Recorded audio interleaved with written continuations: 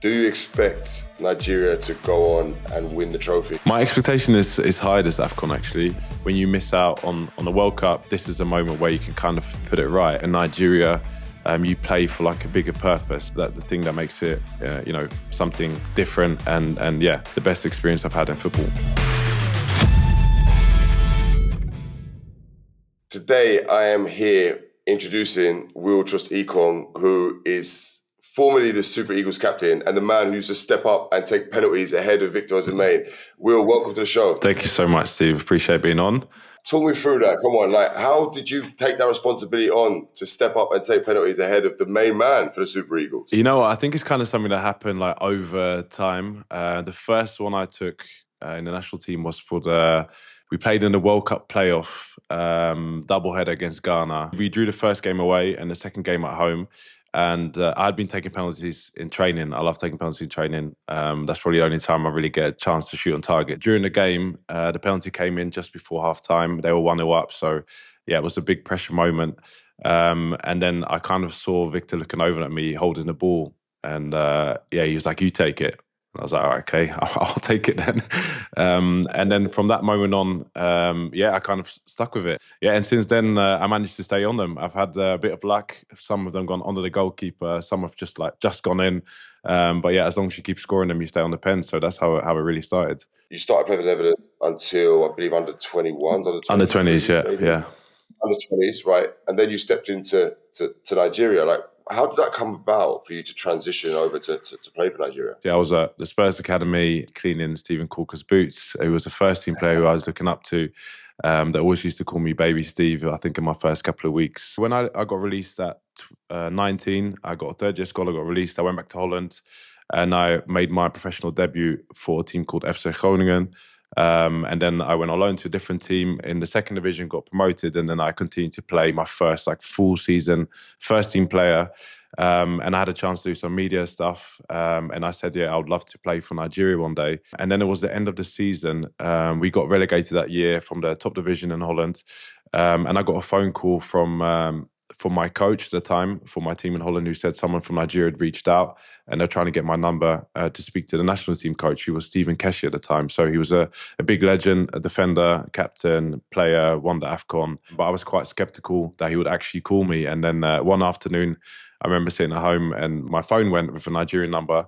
I wouldn't necessarily have picked it up, but I did that day. And when he said it was Steven Caulker, I was still like, are you really him, So, and then he kind of explained that he would love to invite me for the camp that was coming up. They had just missed out on the 2015 AfCon, I believe. I just saw it as a great opportunity. And the Super Eagles was something that I looked up to. Of course, being in the Netherlands at the time, it wasn't something that I could really see as being realistic because there weren't too many players who would come home, so to speak, to Nigeria to play. Who I could kind of look up to and maybe ask what it was like. Tell me the best thing about playing and captaining the Super Eagles.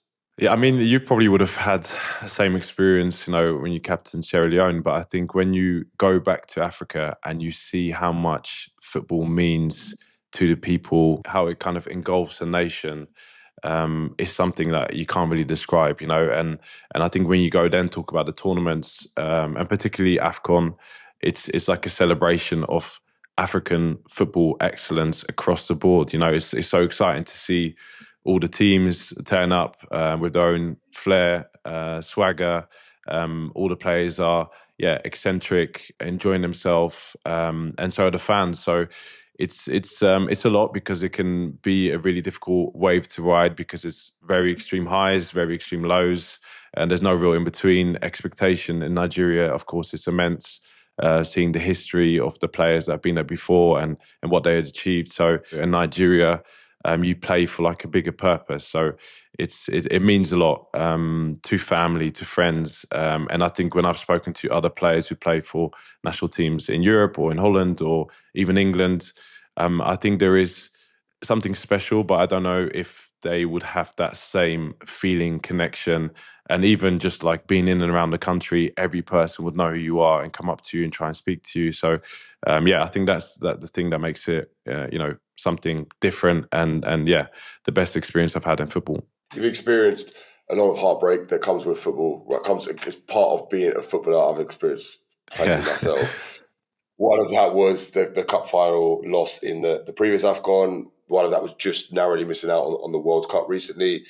This AfCon, do you expect Nigeria to go on and win the trophy? What's your expectation? My expectation is high this AfCon, actually. When you miss out on the World Cup, this is a moment where you can kind of maybe put it right. And on top of that, I think the squad that we have now, bar a couple of players, would have had that experience from last tournament to actually go as far as a final, which is difficult and something that you kind of have to learn. I think when we came up short last time against Ivory Coast, we probably missed that experience in the final. So there are a few things that didn't necessarily help us. I think also Ivory Coast being at home, and the amount of support they had, I think the stadium was probably doubly occupied. It was just like an orange wave. That experience for the players that are going to be there again now will serve them. But yeah, AfCon is such an unpredictable tournament because you kind of have to see what other teams are doing. You maybe have to have a little bit of luck that some of the other ones you don't want to face, you don't see them too early in the tournament and maybe get knocked out. Every Nigerian would want to be watching that tournament and hoping and probably thinking the only thing that we would be happy with now is winning it after getting so close last time. AfCon is filled with superstars, right? Who are you most excited to see play this tournament? I think we've got so much talent in Nigeria, and too many names that will be very obvious players that have proven themselves, African Players of the Year. But I think there's one younger player also that I'm very excited about. His name is Fisayo Delabashiru. He plays at Lazio. He came with us for the first time about a year ago, had an injury, came back now. And great player. I've never seen someone be able to run so fast, box to box. He's got a great strike. I think he could be one to be a, let's say, a new star on the block for this tournament and definitely for Nigeria. How much do you wish that you were there today? A lot. I think when I saw the videos of the guys arriving in Morocco and everything that comes with it, that is something you want to be a part of. At the end of the day, it was my decision. I deliberated on it for a long time. I think I had to factor in more things than necessarily just what I wanted right now for me personally, or maybe to experience that again. So I look back at those 3 AfCon tournaments very gratefully and happy that I've managed to experience that. But I think every Nigerian would love to be there in the lineup and sing the national anthem. And I definitely will be, sharing that feeling with all the other Nigerians. But at the same time, it's the turn for the guys now. And we've got a great team and great lads who can do something special. So you're currently still in Saudi, you're still playing, you're still leading and marshalling defenses over there. What's your next steps? Yeah, I mean, it's definitely giving me some more time now, having a break from international football. So I still feel like I've got a lot of football to play. This league is only going to continue to grow, and I want to be a part of that. So more of my energy is going to be invested in being in the SPL with Al Khaloud, my team. At 32 now, you start to think about post-career. I would love to continue to grow our podcast that I've currently got with Mauro Itoje and Leon Mann called Power and Purpose, where we talk a little bit about leadership, some experiences that we had ourselves, and trying to also learn from other leaders across different fields to see if there's anything that we can apply to our own life. I think I might want to think about getting my coaching badges in the future. I'm not saying that I'm 100% passionate about that because I love playing as a player and I don't know what it will be like as a coach, but I feel it could be an experience to maybe help me understand the game better. Kind of trying to keep as many doors open as possible enjoy my football as long as I can, and I'm relevant and my legs keep me going here. And then afterwards we'll see what's really next. Sounds good. Be sure to listen out to your podcast, and Will, once again, thank you so much for joining us. Thank you for having me on, guys. Appreciate it.